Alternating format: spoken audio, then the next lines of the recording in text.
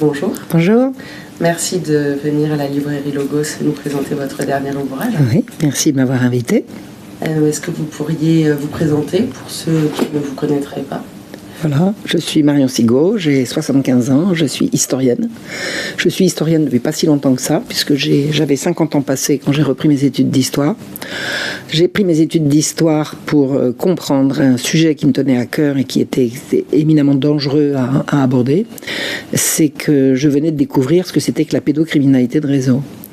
Donc j'ai repris mes études d'histoire pour voir si on pouvait trouver des traces dans l'histoire de ces choses-là. Bonne pioche, j'ai découvert les horreurs de l'hôpital général qui sont l'ancêtre des services sociaux, les services sociaux français.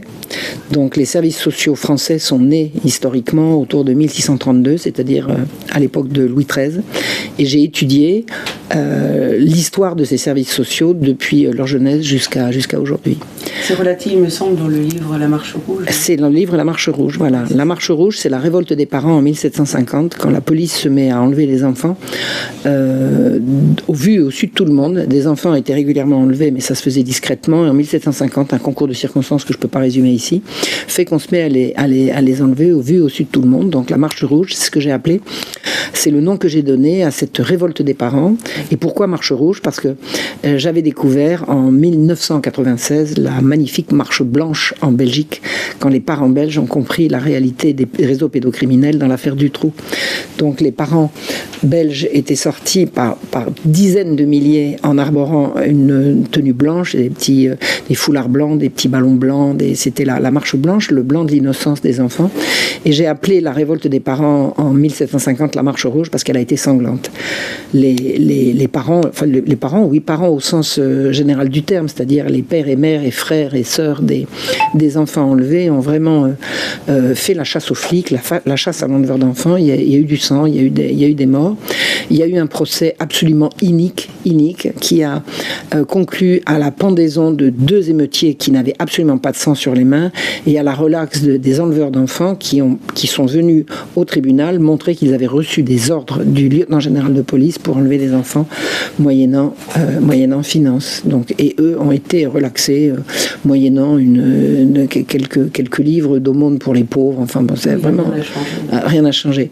Et donc sexologie et mensonge, ça serait, disons, le livre que je fais à l'autre extrémité de cette histoire, l'extrémité, la France contemporaine. Mais c'est les mêmes. L'obsession des dévots de la Compagnie du Saint-Sacrement qui ont porté sur les fonds baptismaux l'hôpital général, leur obsession, c'est séparer les enfants des parents. On y est encore. C'est-à-dire que ce qu'ils disent, c'est que les gueux ne sont pas des pauvres qui sont pauvres parce que le malheur l'a attrapé. Les gueux sont des pauvres qui sont pauvres parce qu'ils veulent pas travailler, parce que c'est des feignants, parce qu'ils préfèrent mendier. Ils embrassent ce métier pour ceci, cela. Le mouvement des Lumières, qui est un mouvement rigoureusement laïque par rapport au mouvement de l'hôpital général, par rapport au mouvement de la Compagnie du Saint-Sacrement puis du jansénisme, le mouvement des Lumières va reprendre exactement les mêmes arguments en ne parlant plus de Dieu, en parlant de la raison, mais en raisonnant exactement de la même manière. Les mendiants sont des gens qui ont embrassé ce métier comme si on était mendiant par métier. Et la théorie des Lumières par rapport à la gueuserie, c'est-à-dire, c'est la même chose, il faut séparer les gueux de leurs enfants. La gueuserie se perpétue de parents à enfants. Et les services sociaux d'aujourd'hui, qu'est-ce que c'est? Qu'est-ce qu'ils font d'autre? Ils passent leur temps à séparer les familles. Donc les enfants sont en danger. Les enfants sont en danger depuis très longtemps. Quand j'ai découvert ces réseaux, j'ai décidé vraiment de me consacrer à les dénoncer, à les comprendre, à les dénoncer. Je les ai découverts parce que j'habite une très belle région qui s'appelle le département de l'Yonne, en Bourgogne. Et l'Yonne, c'est les disparus de l'Yonne. Je suis tombée au milieu de ce drame. C'était autour de moi. C'était des gens c'était autour de moi. C'était autour de ma maison. C'était des gens que je connaissais. Donc, quand j'ai découvert ça, j'ai dit voilà, je vais me lancer dans l'histoire pour remonter. Et alors, sexologie et mensonge, c'est la découverte aujourd'hui de la gigantesque pieuvre qui est derrière cette entreprise de captation des enfants. En fait, on a des gens qui, de façon internationale, se consacrent à séparer les enfants des familles, à sexualiser les enfants et en fait, c'est une attaque contre l'humanité. C'est une attaque contre l'humanité. S'en prendre aux enfants, c'est s'en prendre à l'humanité. Et la façon la plus perverse qu'a le système de s'en prendre aux enfants, c'est de les sexualiser. C'est de faire en sorte qu'ils ne soient plus des enfants, qu'on leur parle sexe dès les petites classes. Et une dame qui s'appelait Judith Reisman, elle est décédée maintenant, c'est une Américaine. Elle a découvert, parce qu'elle a été touchée personnellement par un drame touchant à la pédocriminalité, sa fille a été violée. Cette dame a consacré toute sa vie, à partir du moment où elle a découvert la réalité de ces horreurs, à dénoncer le crime, à remonter à sa source. Et ce qu'elle a découvert, c'est que la sexologie, qui a émané d'une université américaine, l'université de Virginie, elle a découvert que le père de la révolution sexuelle était un imposteur, était un violeur d'enfants, et que tout ce qu'on a raconté qui justifie la sexualisation des enfants, tout ça s'est fondé sur à la fois des mensonges et des viols d'enfants perpétrés par des pervers et avec l'appui, l'aval et la protection de la CIA et de l'Institut Rockefeller. Donc c'est une histoire terrible. Donc Judith Reisman, j'ai eu l'occasion de la connaître, de la rencontrer, et nous sommes devenus amis.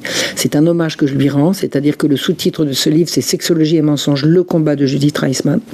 Comment je l'ai découverte, comment je l'ai rencontrée, comment nous sommes devenus amis, comment j'ai réussi à la faire traduire en français.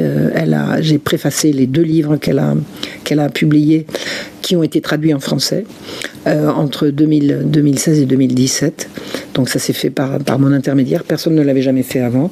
Je ne dis pas ça pour m'envoyer des fleurs. Je dis simplement ça pour faire attirer l'attention sur le fait que Judith Reisman, qui s'est battue pendant 30-40 ans contre la pédocriminalité, il a fallu attendre que Marion Sigaud se pointe pour qu'elle soit traduite en français, ce qui est quand même inadmissible. Elle était connue de tous les milieux s'intéressant à la chose. Elle a fait énormément d'interventions, à la fois à la radio, à la fois à la télévision, à la fois dans des livres. Elle était très très bien connue de tout le monde sexologique, et ils ne l'ont jamais relayée, ils ne l'ont jamais traduite, ils n'ont jamais passé le micro.